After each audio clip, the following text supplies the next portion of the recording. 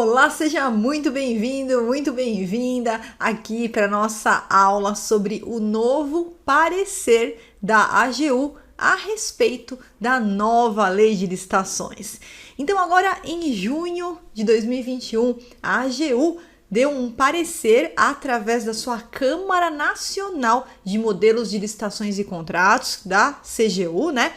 Esse parecer ele veio enfrentar alguns pontos bem polêmicos e ele trouxe aí uma luz. Então é muito interessante para que a gente possa já ter aqui como ir balizando, né? Balizar aqui alguns entendimentos dentro do que a própria AGU recomendou, sugeriu, né? Lembrando que apesar do parecer da AGU, ele tem uma aplicação direta para os órgãos e entidades do Poder Executivo Federal.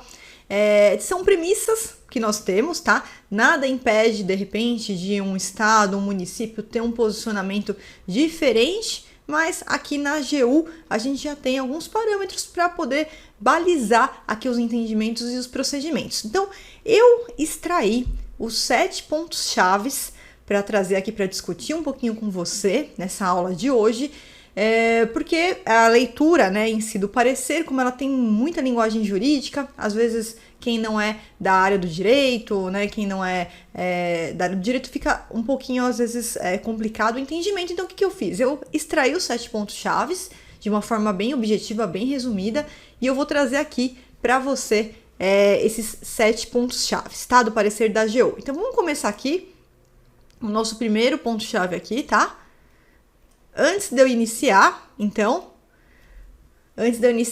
eu quero pedir para você já deixar o seu like aqui nessa nossa aula, na nossa live aqui, deixa o seu like aqui, já pega esse link, encaminha para alguém que também está precisando dessa atualização, dessa informação. Lembrando que nós temos aqui na Viana o curso completo da nova lei de licitações passo a passo, e se você quiser fazer parte da turma, as inscrições estão abertas para o nosso curso online da nova lei de licitações, tanto para você que é servidor público, quanto para você que é analista de licitação, tá? Vou deixar o link aqui embaixo, se quiser se inscrever é só clicar e efetuar a sua inscrição para o curso da nova lei de licitações, onde você vai ter todo o passo a passo traduzido, desenhado, com um mapeamento mental e todas as atualizações necessárias, né? Qualquer atualização, regulamento novo que sai, a gente já grava a aula e disponibiliza para você ter acesso em primeira mão a essas informações mais importantes e ficar totalmente atualizado frente às questões da nova lei de licitações. E para você que está acompanhando aqui a nossa live, não esqueça que tem um PDF, eu vou liberar o PDF para você, ele tá com uma senha, tá? E a senha do PDF eu vou dar aqui, ó, no final da live para quem está acompanhando ao vivo, ok? Bom, recados dados, se você ainda não é também inscrito no meu canal, não esqueça de se inscrever e ativar as notificações no sininho para você receber em primeira mão todas as nossas atualizações e participar de todas as nossas lives que acontecem aqui nas segundas-feiras, ok? Então vamos lá para o primeiro ponto importante que o parecer da AGU trouxe frente à nova lei de licitações. E essa primeira questão, uma questão das mais espinhosas, né, a respeito do Portal Nacional de Contratações Públicas. Por quê? Porque a nova lei de licitações, ela vem com o princípio da virtualização dos atos, da virtualização dos procedimentos, né, e um dos pontos principais que ela trouxe foi o Portal Nacional de Contratações Públicas, né, que seria um portal único onde a gente utiliza como forma centralizada para publicação de todos os atos oficiais de uma licitação. Então, desde a publicação do edital, dos anexos do edital, a publicação dos contratos administrativos, tá? Inclusive o artigo 94 da Lei 14.133, ele condiciona a eficácia do contrato administrativo a ele ter a sua publicação no Portal Nacional de Contratações Públicas, que a gente vai chamar aqui de PNCP, tá? E o que acontece? Com esse Portal Nacional de Contratações Públicas, né, enquanto ele não estiver ainda operacionalizado, não estiver confeccionado e funcionando, né, em pleno funcionamento, nós tivemos aqui a divisão de dois grandes entendimentos por parte dos doutrinadores, dos professores, onde um primeiro grupo entendia que seria possível aplicar desde já a nova lei de licitações, ainda que nós não tivéssemos ainda o Portal Nacional de Contratações Públicas, utilizando outros meios para a publicação dos avisos de editais e tudo mais. Mas um segundo grupo de professores entendendo que enquanto o Portal Nacional de Contratações Públicas não estiver realmente em pleno funcionamento, a gente teria um obstáculo aí à aplicação da nova lei de licitações. Como que se posicionou a AGU nesse parecer frente a essa questão? Então, o que a AGU entendeu? Olha, apesar da lei já estar vigente, vigência é totalmente diferente de eficácia. Então, a lei está vigente? Sim, a lei está vigente. Porém, em alguns pontos, inclusive nesse aqui, falta a eficácia, faltam condições operacionais para que a gente possa ter a eficácia desse sistema. Então, nesse caso, a AGU recomendou de que, tá? Primeiro, como o Portal Nacional de Contratações Públicas tem a previsão que para o contrato ter eficácia precisa publicar e mais, como o Portal Nacional de Contratações Públicas foi um meio obrigatório para a publicação da maioria dos atos oficiais ali daquela licitação e não como facultativo, né? O Portal Nacional é o meio obrigatório onde a gente tem que publicar os avisos dos editais, das minutas, das contratações diretas. Então, não tem como existir a substituição dele por outro meio. Por isso que a conclusão foi: enquanto não estiver em funcionamento o Portal Nacional de Contratações Públicas, a Lei 14.133 não possui eficácia técnica, porque faltam essas condições operacionais e não pode ser aplicada. O que você achou dessa questão? Então, essa daqui foi a posição da AGU frente. Então, para os órgãos jurisdicionados, a AGU, a gente vai ter que aguardar o Portal Nacional de Contratações Públicas para que a gente possa, então, aplicar aí a nova lei.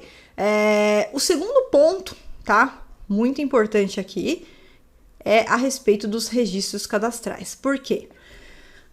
O SICAF, ele já tinha uma tentativa de ser um registro cadastral único, um registro cadastral unificado. Já existia essa previsão, né? Quando foi lançado o SICAF, a tentativa foi de fazer um registro cadastral único que fosse utilizado pelo Brasil inteiro.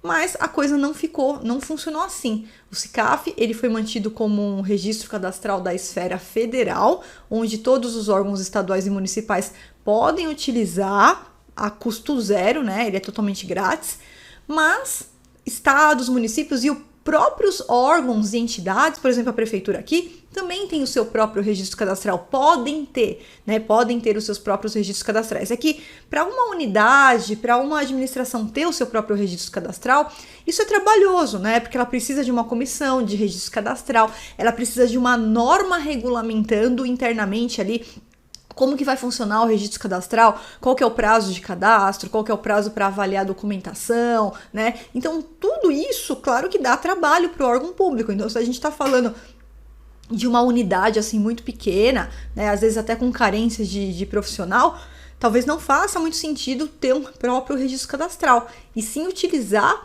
o registro cadastral, por exemplo, federal, né, que é hoje, né, a gente tem o SICAF, mas a previsão é que, com o Portal Nacional de Contratações Públicas, ter um registro cadastral unificado, ou seja, tentar estabelecer uma base nacional onde, com um único registro cadastral, todos os órgãos e entidades do Brasil poderiam utilizar. Se isso funcionasse, ia ficar absolutamente perfeito. Por quê? Porque nós teríamos a centralização dessas informações. Porque, veja bem, o registro cadastral, ele vai além de ser um simples banco de documentos para fins de habilitação. A gente sabe que essa é uma das mais importantes funcionalidades de um registro cadastral. Ele servir como um banco de documentos, como se fosse um banco de dados, onde a gente inclui aquela documentação mais genérica do licitante, tá?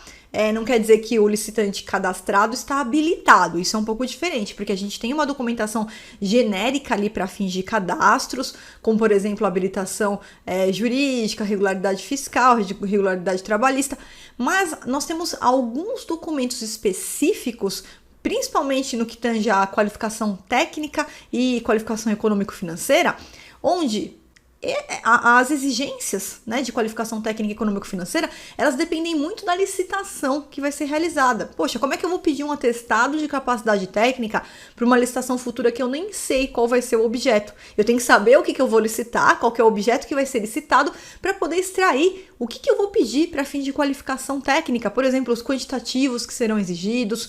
Então, por isso que o registro cadastral, ele funciona mais como um banco genérico, para uma documentação mais genérica, onde eu utilizo sim no momento da habilitação, porque os documentos que já foram incluídos lá e que estão devidamente dentro do prazo, eu não preciso pedir novamente aqueles documentos. Eu faço a avaliação da habilitação dentro daqueles documentos que já foram apresentados no registro cadastral. Então, a exemplo do SICAF, né, nós teremos então no Portal Nacional de Contratações Públicas um registro cadastral unificado que todo mundo vai poder utilizar, mas além de servir como banco de documentos, né, para habilitação, ele também serve para registrar o histórico daquele fornecedor, tá, as contratações, como é que foi a execução do contrato, se houve, né, aplicação de penalidade, então ele serve também como um cadastro de penalidade.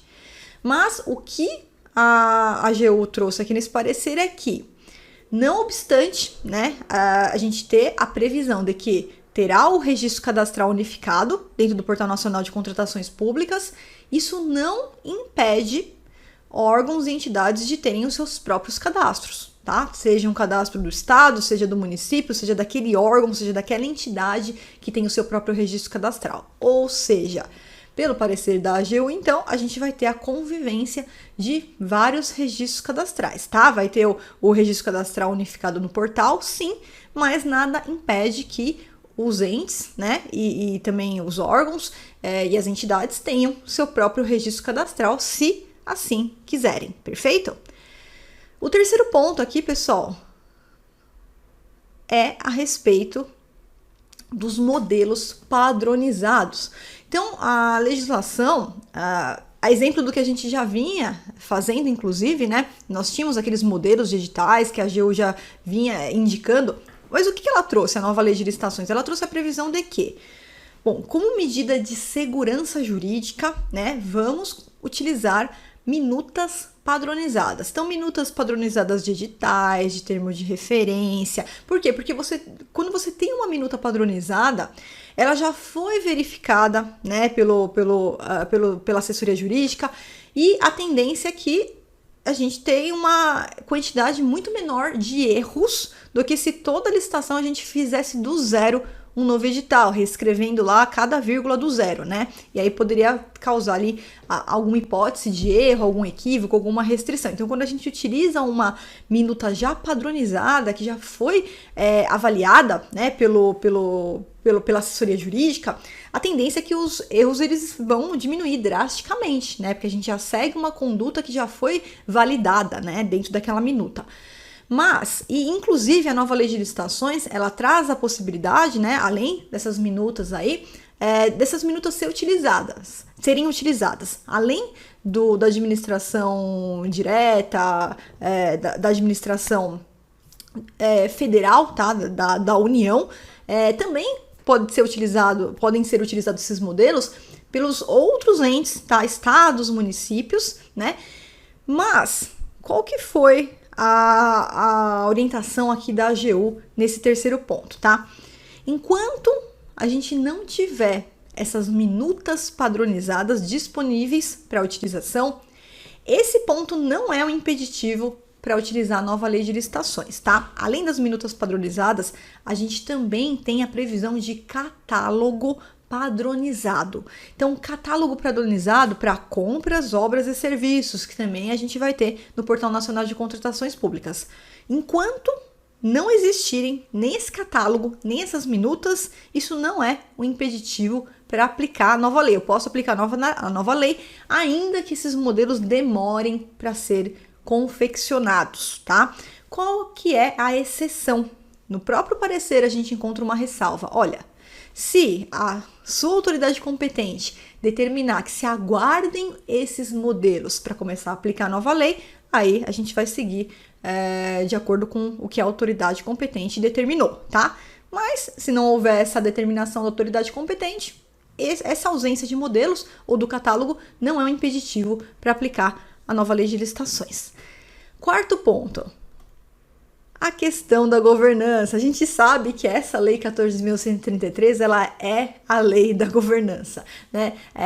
A governança é algo que vem antes mesmo das licitações, né? A gente vai tentar implementar, trazer para dentro das licitações medidas de governança, né? Então, a alta administração trazendo para dentro das contratações, tá? Tudo baseado naquele plano estratégico do órgão, para que a gente consiga assegurar que as licitações elas realmente serão eficientes, que elas terão eficácia, que elas terão efetividade, que elas consigam alcançar o objetivo pelo qual a gente vai realizar, tá? Então a gente tá tudo dentro de um plano estratégico, tá? Então por isso que vários artefatos foram incluídos, né? Iniciando pela grande preocupação com a etapa preparatória da licitação, coisa que a Lei 8.666 não tinha tão bem, e a Lei 14.133 ela vem com um ponto fortíssimo, preocupado com o planejamento, né? Começando pelo princípio do planejamento em si como um todo, pela preparação da licitação, né? E com vários mecanismos para que a gente possa assegurar como, por exemplo, gestão de riscos, gestão por competências, segregação de funções, plano de contratações anual. Então, todos esses artefatos, né, implementado com base no próprio planejamento, tá? Para garantir eficiência, efetividade e eficácia nessas licitações. Então, uma grande preocupação, creio que foi o que fundamentou esse ponto 4 aqui do parecer, porque a gente vê muita gente preocupada em aplicar a nova lei, por exemplo, para já se beneficiar dos novos limites de dispensa de licitação, porque os limites foram aumentados, tá? Mas a coisa, ela começa muito antes que isso. Então não adianta a gente ter preocupação só em aqui, eu vou aplicar a nova lei porque eu quero ter os novos limites de licitações com valores ampliados. Começa muito antes que isso, porque mesmo uma contratação direta por pequeno valor, ela tem uma etapa de planejamento, ela tem a etapa preparatória. Ela não pode ser feita de forma desconexa com todo o resto. Então vamos envidar aqui os nossos esforços nesse momento para essas questões de governança, de gestão de risco e de gestão de competência. Antes da gente se preocupar em fazer uma contratação direta por pequeno valor, vamos implementar essas condições de planejamento, tá, de governança dentro da nossa instituição. Então, o parecer ele orientou que, nesse momento, o ideal é que a autoridade dê prioridade para quê? Para adaptação dos seus procedimentos internos, inclusive com a capacitação dos agentes públicos antes da implementação da nova lei. Porque quando você for implementar a nova lei, você tem que implementar o pacote completo. Não é só ir lá e fazer a contratação direta, você tem que implementar o pacote completo. Então, essas questões de governança, a gente já está na sua instituição, já tem algum plano, algum planejamento para a gente iniciar, então comece por aqui. Tá? Comece por aqui, comece também pela capacitação dos agentes, né? Esse é um momento de capacitação, de amadurecimento, para posteriormente a gente ter um plano de aplicação gradativa aí da nova lei de licitações, já seguindo todas essas regras anteriores ao julgamento da licitação, à efetivação da contratação direta, tá? O quinto ponto. Esse quinto ponto também é muito importante, tá, pessoal? Muito importante mesmo. Por quê? Como nós tivemos aí muitas alterações no que tange aos agentes públicos que trabalham com licitações, então, por exemplo, a questão do agente de contratação, né, pregoeiro, a equipe de apoio, a comissão de contratação, os fiscais, os gestores, e a legislação ela não foi tão clara em relação à atuação desses agentes, né? Onde começa e onde termina a atuação de cada um deles. Onde começa a atuação do agente de contratação e onde que termina a atuação do agente de contratação, até levando como base o princípio da segregação das funções, onde, né, de forma primária, a gente teria que ter uma pessoa responsável, uma equipe responsável para fazer a etapa do planejamento, outra para julgar e outra para fiscalizar, né, de forma que a mesma pessoa não tenha todo o processo em mãos do início ao fim, porque isso impede, por exemplo, se algum erro for cometido, como que ele vai saber que ele cometeu aquele erro, né? Ou até de alguma irregularidade que seja praticada naquela licitação. Então, para que a gente possa ter medidas de conferência, realmente, a gente tem pessoas diferentes em cada uma das etapas da licitação. Então, pelo princípio da segregação das funções e em relação à atuação dos agentes que vão trabalhar diretamente aí com as licitações, a lei, ela tem um lapso, né? Onde não foi definido assim de forma concreta qual que é o início e o fim da atuação de cada um desses agentes. E a lei, no artigo 8º, parágrafo 3º, trouxe aí a previsão de que o regulamento, né, um regulamento vai instituir qual é o detalhamento a respeito da atuação, das funções, das atribuições de cada um desses agentes.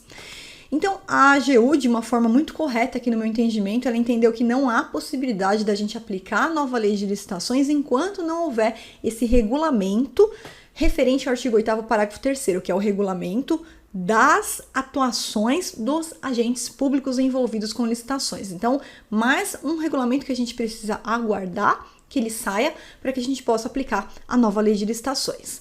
O 6º ponto aqui da nova lei é a respeito de matérias que não podem ser praticadas, mais ou menos o que eu acabei de falar no ponto 5, tá? Mas nesse ponto 6 aqui, ó, são 4 matérias que a AGU entendeu que enquanto não houver o regulamento detalhando a aplicação desses temas aqui, eu também não tenho como aplicar esses temas aqui na minha contratação, na minha licitação, na minha etapa preparatória. Quais são esses temas, Flávia, que depende de regulamentação para que eu possa aplicar? O primeiro tema foi a respeito da pesquisa de preço. Apesar da pesquisa de preço já vir bem delineada, bem detalhada na nova lei de licitações, a AGU entendeu que é necessário um regulamento especificando, detalhando de forma pormenorizada a questão da pesquisa de preços para que ela possa ser aplicada. Lembrando que pesquisa de preço a gente utiliza em qualquer contratação, seja uma licitação ou seja uma contratação direta sem licitação, a gente tem a etapa de pesquisa de preço. Então isso aqui é um ponto que, como a AGU entendeu que precisa aguardar o regulamento, acaba sendo impeditivo até para a aplicação da nova lei, tá? Porque uma vez que pesquisa de preço a gente tem que fazer em toda e qualquer contratação. É uma etapa obrigatória da etapa de preparação lá do planejamento da licitação, tá? Modalidade de leilão. Então a AGU também entendeu que não dá para aplicar a modalidade de leilão enquanto não tiver um regulamento detalhando o procedimento dessa modalidade. Outro ponto interessante é a respeito dos modos de disputa. Então, apesar da nova lei trazer lá modo de disputa aberto, modo de disputa fechado, a questão da adoção conjunta também de ambos, e apesar da lei 14.133 não ter a previsão de que o modo de disputa precisa de um regulamento, tá? Isso não está na lei, a AGU entendeu que precisa sim de um regulamento. Porque da forma que foi detalhada a questão dos modos de disputa, não é possível a gente ter um detalhamento para aplicar na prática. Então, por falta, né, a AGU entendeu que por falta desse detalhamento que vai dar a condição para aplicar os modos de disputa, eu preciso aguardar um regulamento ser feito sobre os modos de disputa para eu poder saber como que eu vou aplicar o condicionante para aplicação desses modos de disputa. O 4º ponto é o sistema de registro de preços. Bom, o SRP também Nesse ponto, tá? Eu confesso que eu achei até um pouco estranho, porque o SRP ele já veio muito bem detalhado na Lei 14.133, né? Praticamente a gente tem lá quase que o decreto, como se fosse o decreto inteiro do SRP ali, detalhado com base na nova lei, com pormenores mesmo, como por exemplo quantitativos para caronas, mas a AGU entendeu que não é possível a aplicação do SRP, seja ele, tá? Um SRP decorrente de uma licitação, ou seja, um SRP decorrente de uma contratação direta, não é possível que a gente faça a aplicação do sistema de registro de preços enquanto não tiver um regulamento detalhando essas hipóteses, tá? O sétimo ponto, e esse aqui é um ponto muito importante que vai causar uma polêmica aí, tenho certeza, de disparidade de entendimentos. Bom, a gente sabe, então, que nós temos aí durante 2 anos a convivência de 2 regimes, né? O regime da 8.666, da 10.520 e o regime da 14.133, porque na 14.133 ela trouxe por expresso que durante 2 anos o órgão ele pode escolher, desde que ele coloque isso no edital, qual dos 2 regimes que ele vai aplicar, tá? E proibiu a combinação dos dois regimes. Eu não posso prever no meu edital, essa lei vai ser aplicada conforme a 8.666 e 14.133. Não, isso não pode, né? E alguns órgãos, aí no comecinho, apressadinhos, distribuíram editais com essa previsão. Não pode, tá, pessoal? Não tem aplicação conjunta. É proibido a aplicação conjunta desses 2 regimes na mesma licitação. E aí, uma dúvida que começou a surgir. Bom, tudo bem, eu tenho então a Lei 8.666, a Lei 10.520 e eu tenho a 14.133 que está vigente, tá? Se eu quiser aplicar a Lei 14.133, eu posso aplicar a nova lei e utilizar os regulamentos que eu tenho atualmente e que foram confeccionados com base na 8.666? Por exemplo, eu pego o Decreto Federal 7892 de 2013, que é o Decreto Federal do Sistema de Registro de Preços. Esse regulamento, que detalhou o sistema de registro de preços, ele foi elaborado sob a égide da 8.666, da 10.520. Eu posso fazer uma licitação por SRP para a Lei 14.133, prevendo que também vai se aplicar o Decreto 7892? Então, em regra, não pode fazer isso. Os regulamentos que foram editados com base no regime 8.666, 10.520, só devem ser aplicados nas licitações com base nessas legislações, nesses regimes. Então, vamos separar completamente, tá? Lei 8.666, Lei 10.520. Todos os regulamentos que utilizaram como norma primária a 8.666, a 10.520, significa o quê? Que um regulamento ele é uma norma secundária, onde ele busca o seu fundamento de validade na norma primária. Então, você tem um regulamento, por exemplo, do SRP, que ele buscou o fundamento de validade na 8.666. Então, esse regulamento a gente só usa junto com a 8.666, junto com a 10.520. Eu não vou usar o 7892 juntamente com a Lei 14.133. Eu tenho que aguardar o regulamento específico de SRP que buscou o seu fundamento de validade na 14.133 para eu fazer uma licitação pela 14.133 com o regulamento específico, tá?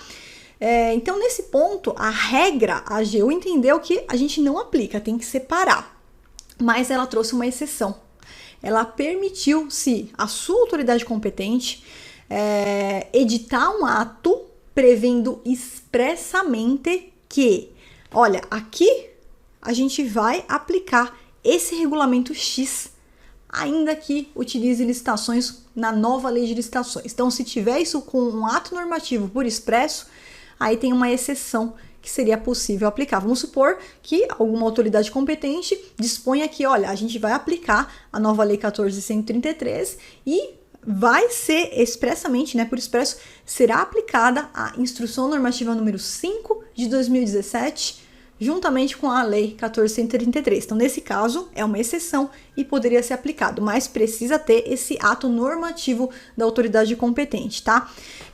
Esse ponto, apesar de polêmico, né, muitos professores aí, gabaritados, já defendiam a possibilidade da gente utilizar regulamentos, né, que foram editados com fundamento na 8.666, E eles, pela teoria da recepção, né, eles previam que não existiria uma impossibilidade de aplicar, desde que a gente fosse analisando cada um dos dispositivos do regulamento e que o dispositivo que fosse aplicado, ele não batesse de frente com a Lei 14.133, né, não violasse nenhum princípio, nenhum valor, né, no mérito eles não batessem de frente, tá? Mas não foi essa a orientação da AGU e eu, Flávia, concordo com a orientação da AGU, já tinha até inclusive exposado aqui meu entendimento em outras aulas do curso aqui da nova Lei de Licitações e Contratos, tá trazendo as meus correntes e já havia me posicionado também no entendimento de que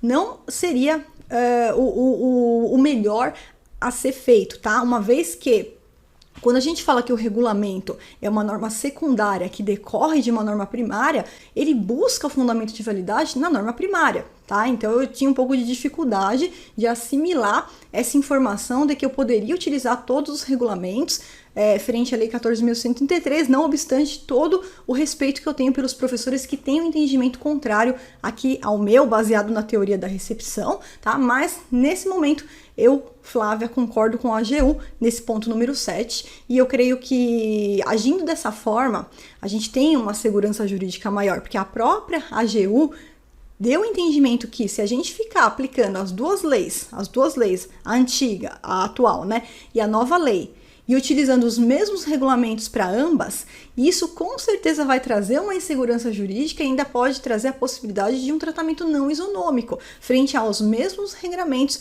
com dois regimes distintos, tá? Então, vamos separar, tá? A não ser que tenha aí um ato normativo expresso da autoridade competente prevendo o contrário. Bom, pessoal, espero que você tenha gostado, então, da aula de hoje.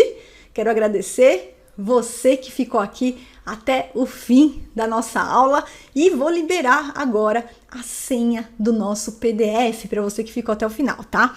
Então, olha, a senha do PDF, vou escrever aqui, ó.